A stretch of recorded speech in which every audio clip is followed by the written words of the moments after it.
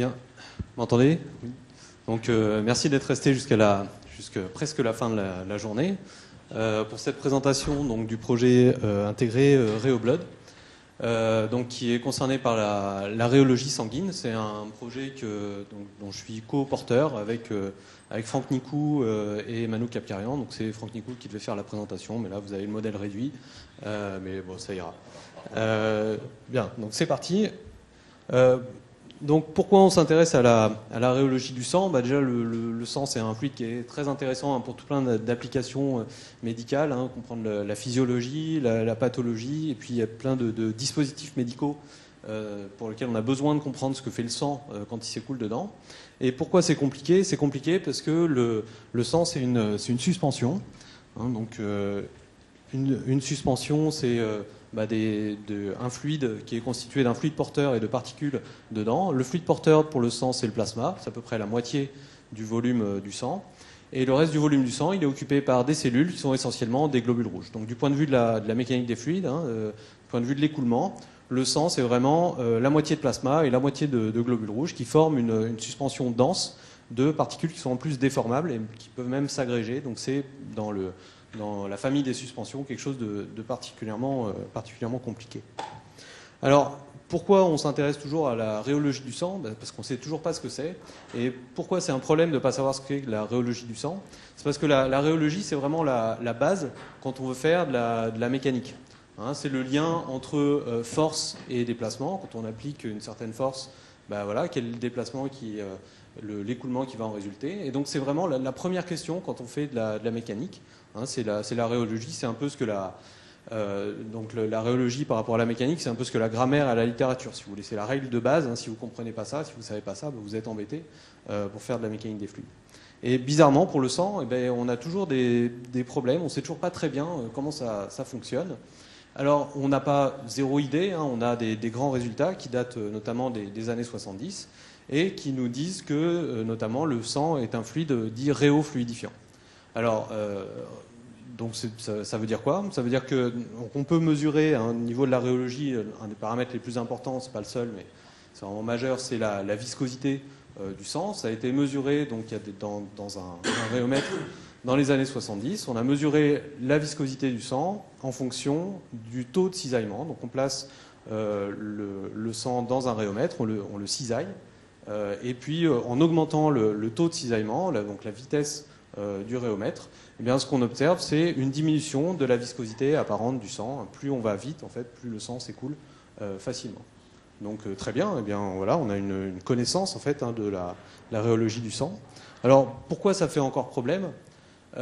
Pour essayer de détailler ça, j'ai besoin de vous expliquer un petit peu le principe de la rhéométrie, de la mesure de la viscosité. Donc le principe, c'est que vous avez un fluide, vous le mettez entre deux parois, mettons, et puis vous mettez en mouvement une des parois. Vous allez créer un écoulement en fait à l'intérieur. Cet écoulement, donc, il est relativement simple, et en mesurant en fait la pente du champ de vitesse, et puis en la comparant, en faisant le rapport entre la force qu'il vous a fallu mettre pour actionner en fait cette paroi et le taux de cisaillement, vous avez la viscosité du fluide. Bon, ça très bien. Et ça, le problème, c'est que ça, c'est pour des fluides simples, comme de l'eau par exemple. Et si vous faites des fluides complexes, vous pouvez avoir des phénomènes comme celui-ci, où vous avez en fait la viscosité qui n'est pas constante dans l'écoulement. Vous avez des zones à cisaillement différents. Et donc, en mesurant uniquement la viscosité comme ce rapport-là, ce que vous faites quelque part, c'est que vous faites une hypothèse qui est complètement farfelue sur le taux de cisaillement. Et donc, vous résumez en fait l'écoulement qui se passe dans ce rhéomètre par un paramètre qui s'appelle la viscosité, mais qui n'a aucun sens physique précis par rapport à ce que fait l'écoulement. Voilà. En gros, c'est vrai à peu près presque nulle part. Alors, pourquoi on pense qu'il peut y avoir ce genre de choses pour le sang? Eh bien, ça vient du fait que le sang, c'est une suspension, et que, notamment, on observe, par exemple, quand on le met en écoulement dans des microcanaux, on observe des séparations de phases. Il peut y avoir des zones, en fait, de l'écoulement où il n'y a quasiment aucun globule rouge, donc les zones proches parois, et puis des zones beaucoup plus concentrées au centre. Il y a des mesures très récentes, en fait, de la fraction volumique de globules rouges qui montrent, par exemple, qu'on peut avoir des profils paraboliques de fraction volumique des globules rouges, donc quelque chose complètement hétérogène. Et on pense que ça peut provoquer des grandes variétés, de la grande variation de viscosité apparente dans le sang. Et alors, le problème, c'est qu'en rhéométrie, hein, quand on a fait ces mesures de rhéologie dans les années 70, on n'a jamais regardé ce qui se passait du point de vue de la répartition des globules rouges à l'intérieur. Et ça, c'est un problème du point de vue des suspensions. Il y a vraiment une révolution qui a été vue dans les suspensions récemment, quand on est allé regarder ce qui se passait en termes de où étaient les particules. Et c'est là qu'on a commencé à comprendre des choses dans les suspensions. Donc on a besoin de coupler en fait, des mesures d'hémorhéologie avec de la caractérisation de la microstructure, c'est-à-dire où sont les globules rouges et qu'est-ce qu'ils font pour comprendre vraiment ce que c'est le sang, et ça n'a toujours pas été fait. Donc dans le cadre de ce projet, hein, ça c'est l'aspect majeur du projet, après on le décline sous plusieurs aspects, et ça consiste à combiner en fait des expériences et des simulations, des expériences en rhéologie avec un accès optique, et puis des simulations qui intègrent en fait toute la complexité de la dynamique des globules rouges au point de vue mécanique, hein, donc avec développement d'un code de calcul pour ensuite faire les mêmes types de simulations que ce qu'on sont mesurées expérimentalement et croiser les informations pour comprendre le sang. Alors, j'ai décidé de vous faire un petit point un peu sur ces activités-là. Donc déjà le rhéomètre qui est un peu la pièce centrale expérimentale du projet, en fait on pensait avoir plus tôt, on a pu l'installer que depuis quelques semaines. Donc voilà, ici vous avez le rhéomètre avec la zone en fait de mesure, donc c'est un rhéomètre cône plan dans laquelle il y a eu en fait une fenêtre qui a été faite donc par dessous la zone de mesure avec un accès optique. Ici vous avez un miroir en fait qui permet d'aller regarder la zone en dessous du rhéomètre, hein, donc ici on voit ce qui se passe en dessous, et donc c'est par là qu'on va aller pouvoir passer un laser pour faire des mesures et caractériser donc la microstructure à l'avenir. Alors j'y reviendrai parce qu'on a déjà quelques vues en fait de ce qui se passe voilà, au travers de cette fenêtre qui est assez curieux. Voilà. Donc ouais. Sur le ouais.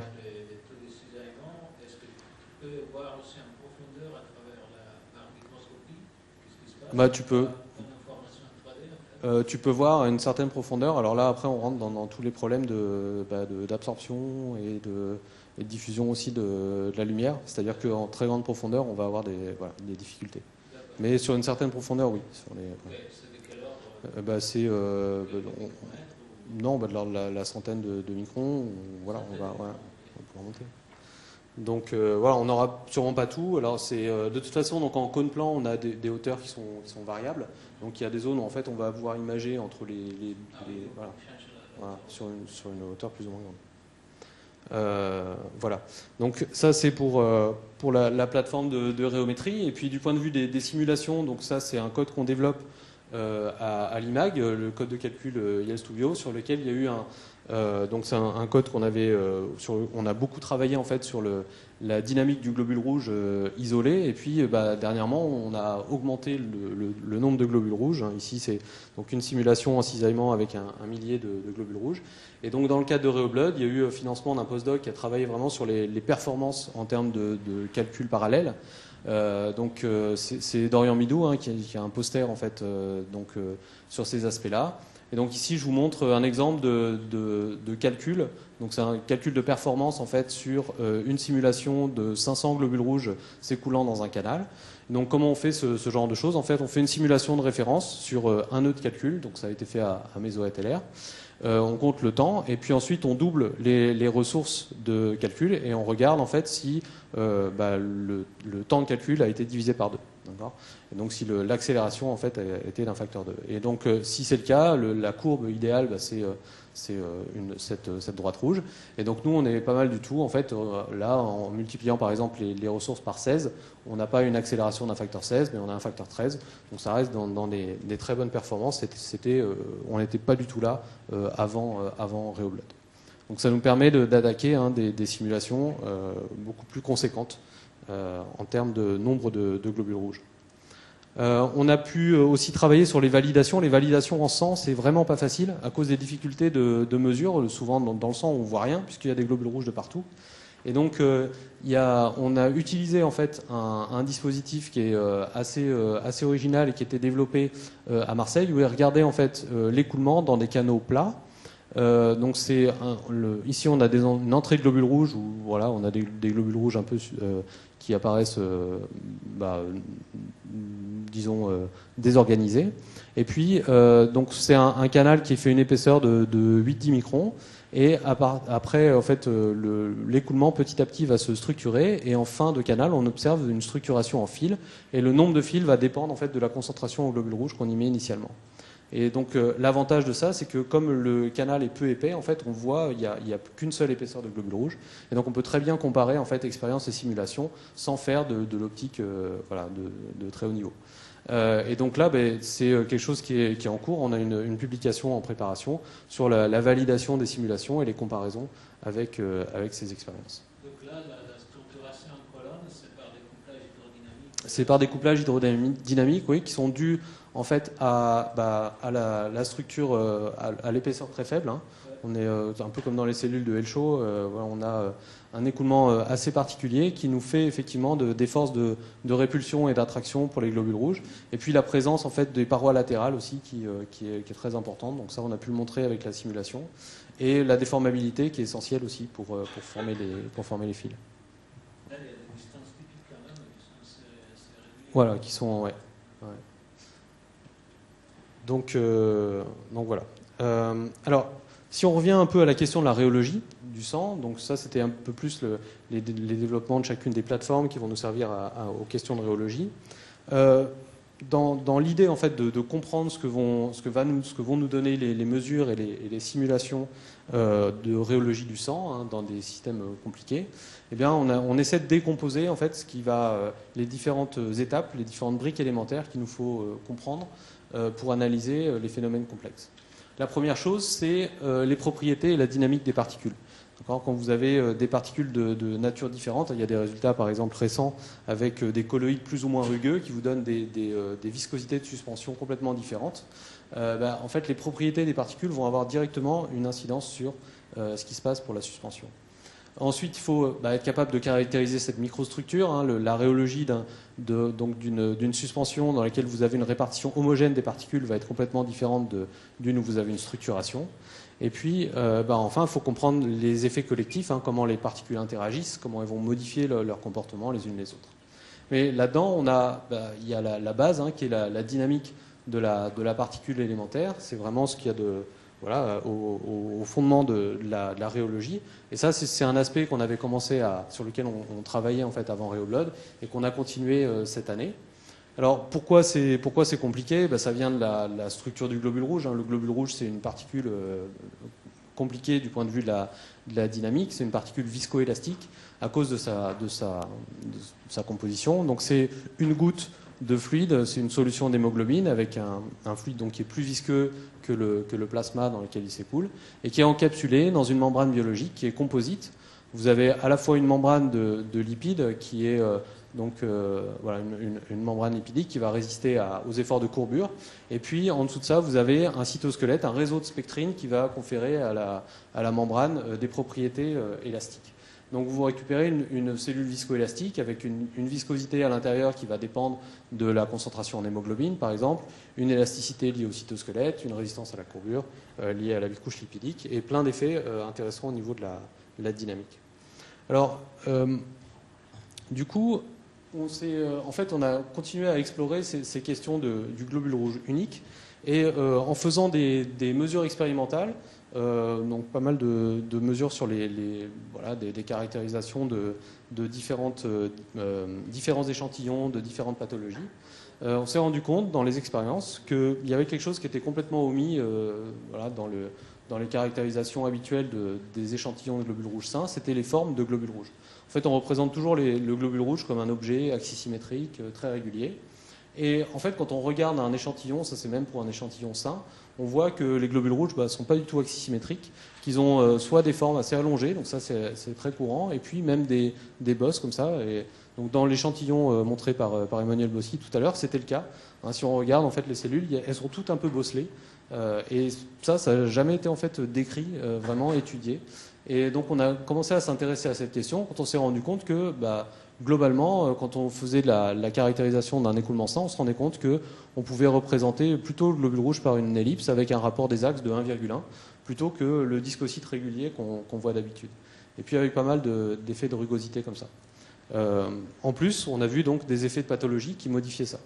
Et donc on a réfléchi à ce que ça pouvait donner en termes de simulation. En termes de simulation, on a montré que en changeant en fait l'hétérogénéité du cytosquelette, en modifiant ses propriétés et en lui donnant donc de l'hétérogénéité à grande échelle ou à plus petite échelle, on était capable en fait, de reproduire des allongements des cellules ou alors des petites bosses comme ça, qui étaient caractéristiques de ce qu'on trouvait dans les expériences. Donc ça, il n'y a pas d'écoulement, mais ça a des conséquences. En fait, ça a plusieurs conséquences intéressantes pour nous. Ouais. Ouais, alors donc ça on le donne en fait on le donne pas en termes de propriété, on le donne ici en termes de forme de référence. C'est-à-dire que dans le cytosquelette c'est une forme élastique, donc pour caractériser la déformation d'un objet élastique, on a une forme une forme de référence et puis les propriétés mécaniques. C'est impossible de faire la différence entre les deux. Nous on voit le résultat en fait d'un couplage entre les deux. Et donc dans les simulations, ce qu'on fait, c'est qu'on part en fait d'une forme de référence qui est dont les propriétés changent. On les dégonfle initialement, on fait un premier calcul d'équilibre et on regarde le résultat. Et en fonction en fait de ce qu'on a mis dans la forme de référence, on obtient une forme d'équilibre qui présente différents types d'hétérogénéité. Voilà.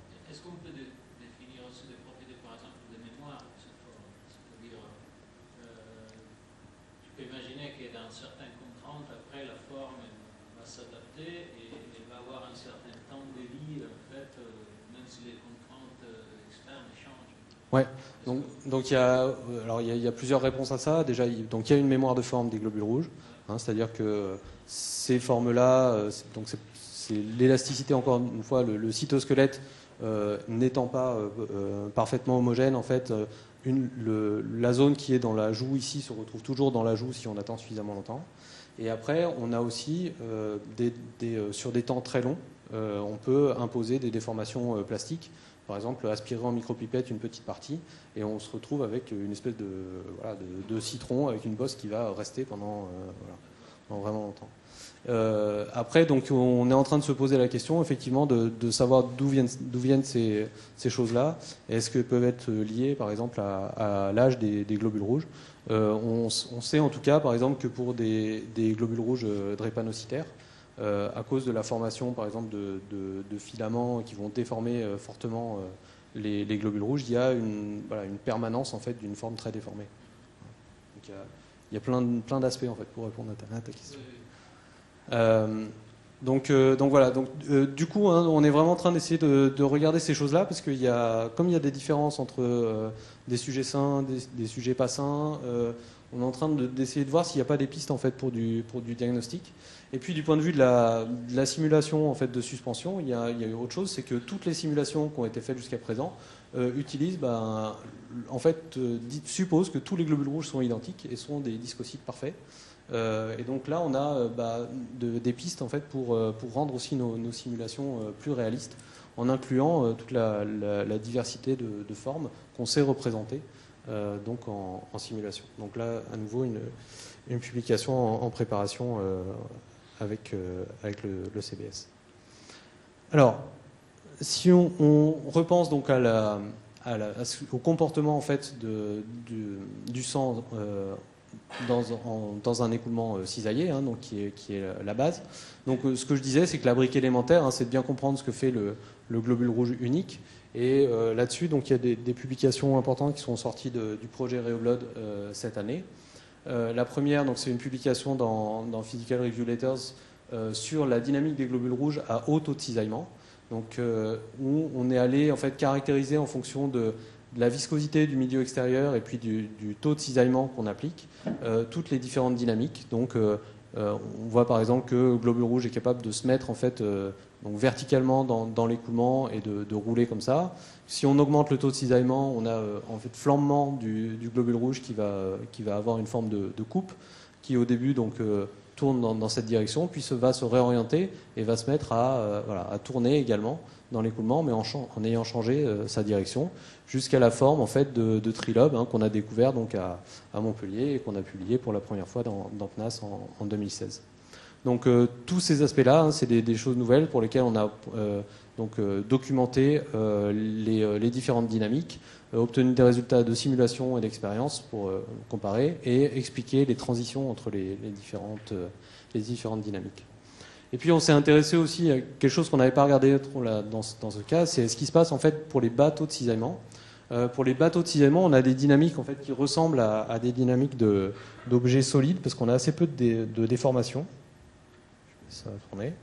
Donc on a un globule rouge qui se met on a de la précession en fait autour de l'axe de vorticité qui est donc normal au plan de l'écran.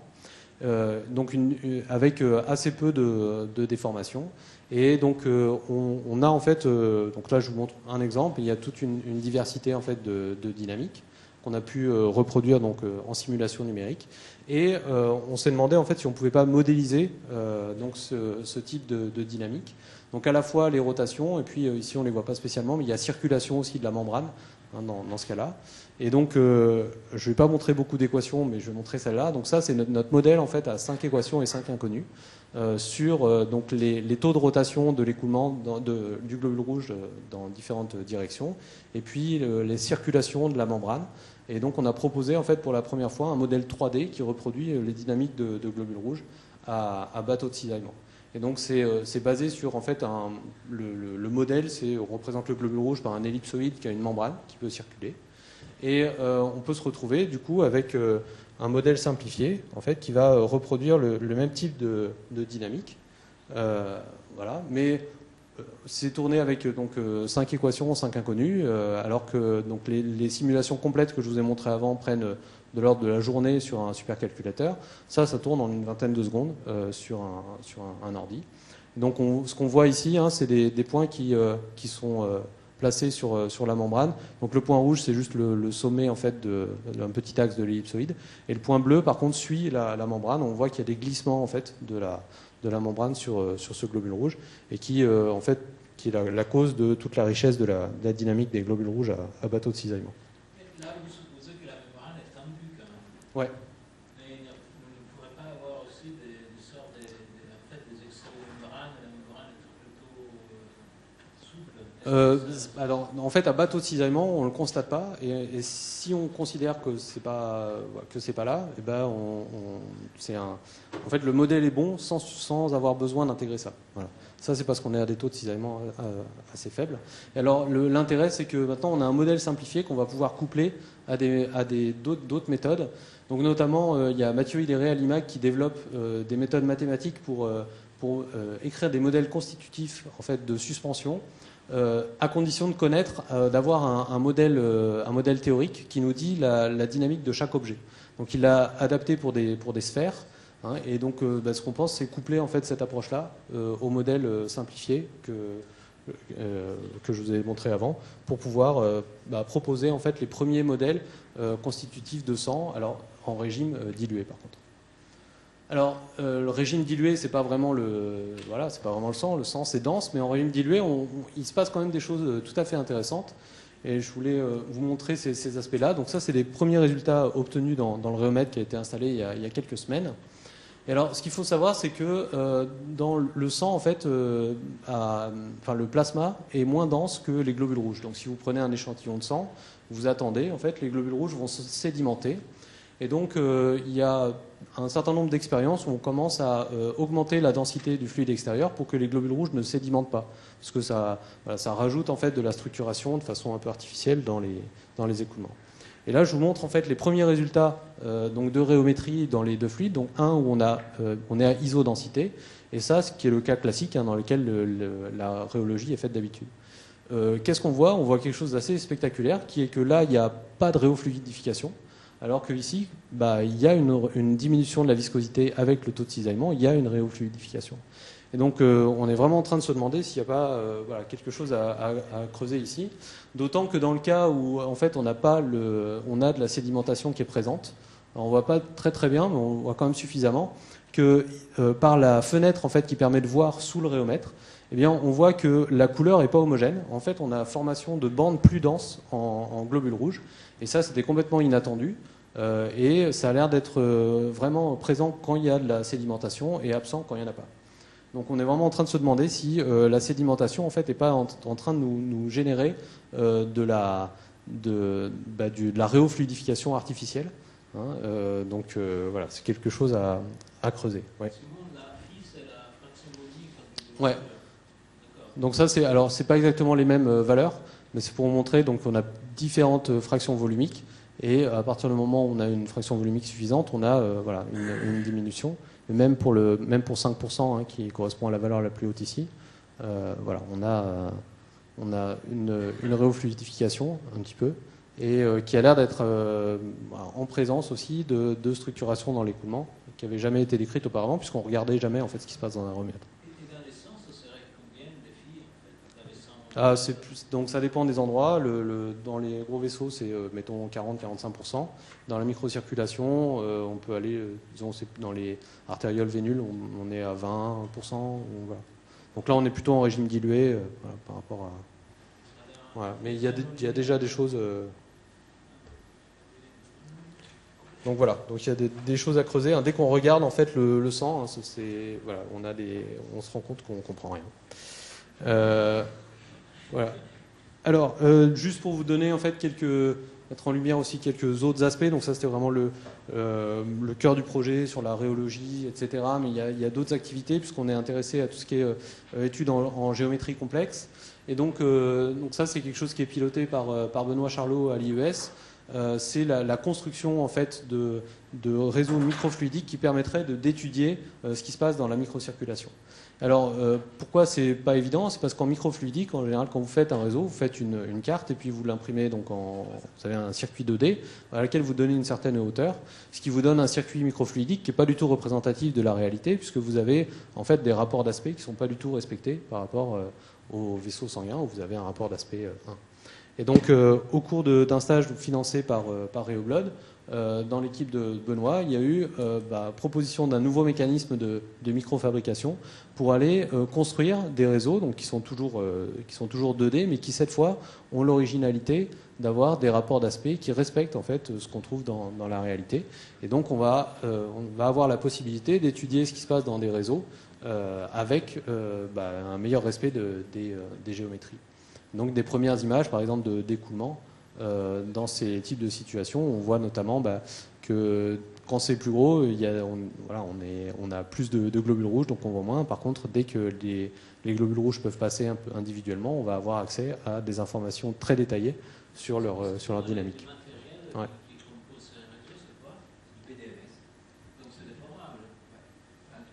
Un petit peu.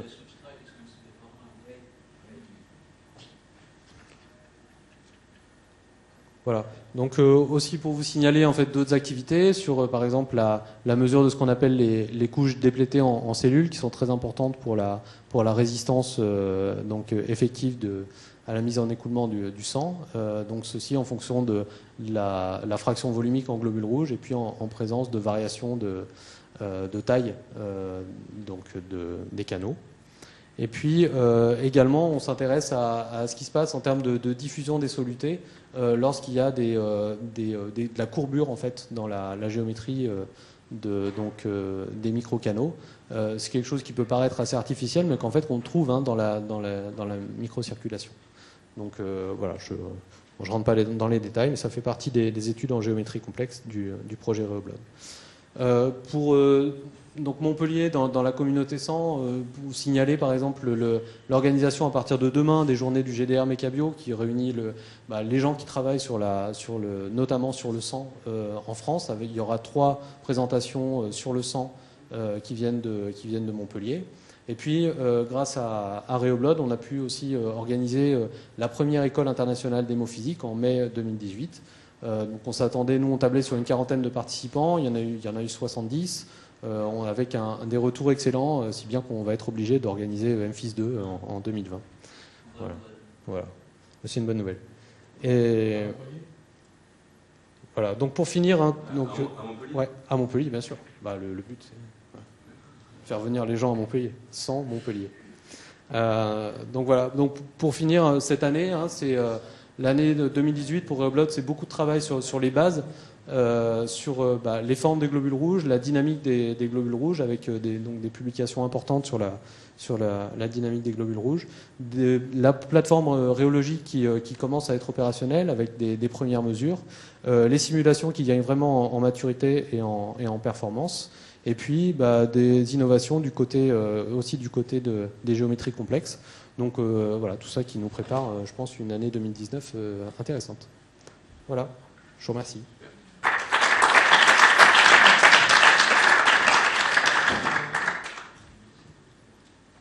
Des questions? Je viens sur la plateforme de rhéologie là-dessus, parce que finalement, des plateformes de rhéologie de ce type-là, j'ai l'impression que c'est unique en France. Est-ce que tu confirmes? Oui. Ouais. C'est la seule plateforme de rhéologie actuellement spécifique effectivement pour l'analyse du sang et qui a été effectivement montée dans le cadre du projet Reoblood. Je pense que vraiment la très grande différence, c'est l'accès optique. Alors il y a des gens qui, à Marseille, en fait, depuis des années, ont développé un système qui est un peu différent, mais qui nécessite donc l'utilisation de centres de globules rouges dont on a vidé l'hémoglobine, en fait, pour qu'ils soient transparents et voir à l'intérieur. Donc ça, on sait que au niveau des propriétés des globules rouges, ça affecte un peu leurs propriétés. Voilà. Mais sinon, je pense que cette idée, en fait, d'avoir à la fois la mesure rhéologique et puis l'accès pour regarder ce qui se passe vraiment, ça va être la clé pour comprendre des choses. Et puis à terme, ça ne va pas être juste un rhéomètre. Il y aura un rhéomètre, puis il y aura aussi de l'observation optique, de la FCS et de la mesure des pressions. Donc c'est vrai qu'effectivement, on va complexifier l'expérience.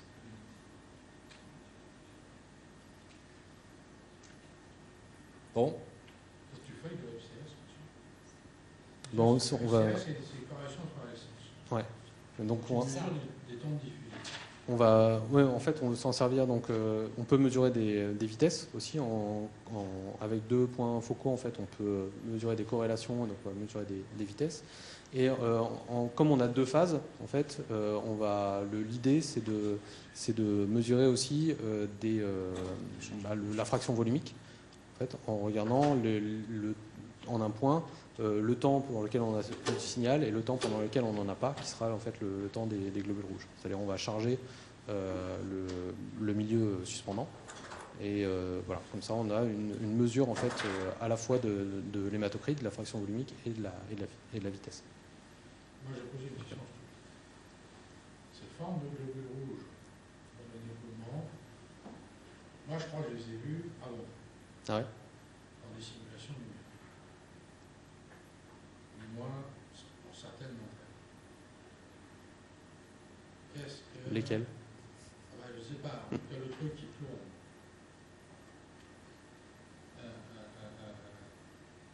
Dans des simulations numériques, dans un bas nombre de rayons, où il y a la membrane qui peut circuler, ça j'en avais vu.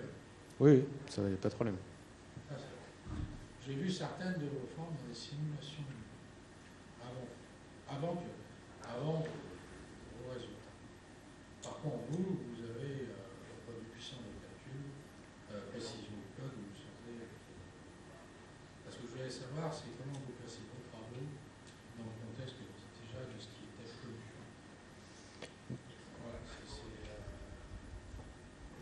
Voilà, c'est le contexte dans lequel. Ouais. Alors. Est-ce qu'il y a des diagrammes de phase avant? Je ne sais pas. Parce que là, En fonction du CRL, j'en suis sûr. Voilà. Alors ça. Ça, c'est ce truc-là. Alors. J'ai l'impression que certaines parties de ce diagramme de phase étaient. Alors, donc ce qui était. Ça, c'était complètement connu. En fait, si on s'intéresse à ce diagramme de phase, donc ça, juste pour expliquer, donc ça, c'est le taux de cisaillement à dimensionner. Donc on va soumettre le globule rouge à de plus en plus de contraintes. Et donc cet axe-là, on le modifie en changeant la viscosité du milieu extérieur. Donc c'est le rapport entre la viscosité interne et la viscosité externe. Donc, Est-ce qu'il y a une viscosité de la membrane? alors, il n'y a pas de viscosité de la membrane. J'ai une goutte de fluide. Il y a une goutte de fluide, Ok. voilà, qui est prise dans une membrane élastique. Voilà. Et le fluide interne est visqueux. Le cas physiologique, c'est C5. Voilà. L'essentiel des travaux sur le globule rouge, c'est dans ce régime-là, en fait. Dans un régime avec le tank training.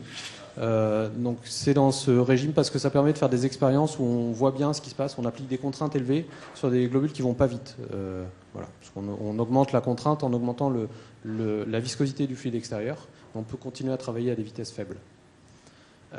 Donc ça, c'est 80-90% des simulations s'intéressent à ce régime-là.